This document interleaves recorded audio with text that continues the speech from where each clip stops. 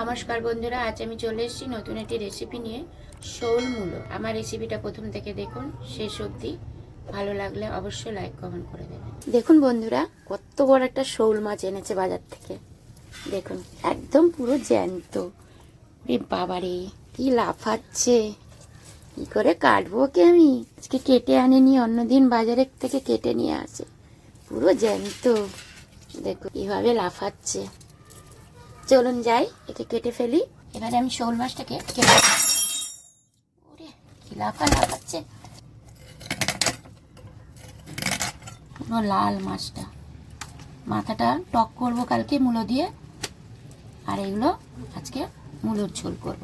বন্ধুরা, আমি শিলে মশলা বেটে নিচ্ছি।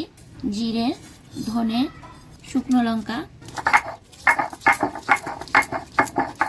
মশলা বাটা হয়ে গেছে, মশলা তুলে নিচ্ছি।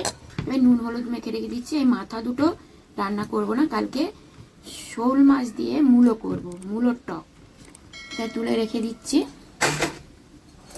এবারে আমি নুন হলুদ মেখে নিচ্ছি।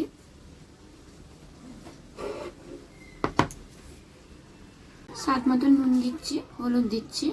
রক্তের মতো লাল, এগুলো ধুলেও যাচ্ছে না, তো টাটকা এত সুন্দর মাছটা। গ্যাসটা ধরিয়ে কড়াটা বসিয়ে দিয়েছি। কড়াই সর্ষে তেল দিয়ে দিচ্ছি। আলুগুলো একসাথে ভেজে নিলেও হবে।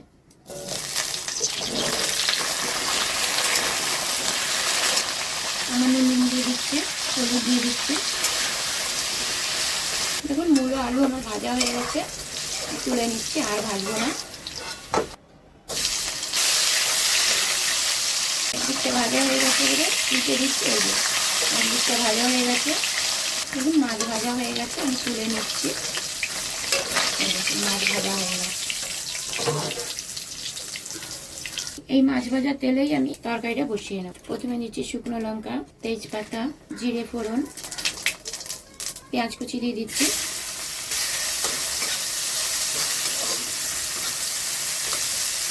আদা বাটা, জিরে বাটা, ধনে বাটা, শুকনো লঙ্কা বাটা এবং রসুন বাটা। সামান্য শিল ধোয়া জল দিয়ে দিচ্ছি। নুন দিচ্ছি, হলুদ দিচ্ছি।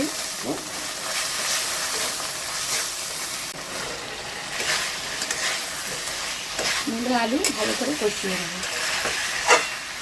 10 মিনিটের মতন ঢাকা দিয়ে রাখছি। দেখে নি খুলে।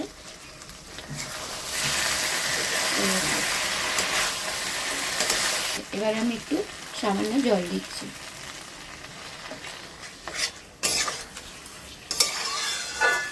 তেল ছেড়ে গেছে, মশলাও কষা হয়ে গেছে।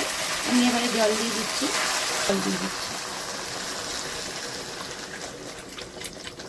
দেখুন ঝোল ফুটে উঠেছে। এবার আমি মাছ ছেড়ে দিচ্ছি। মাছগুলো দিয়ে দিচ্ছি ঝোলের মধ্যে। এবার বাটা গরম মশলা আমি দিয়ে দিচ্ছি, শিলে বাটা।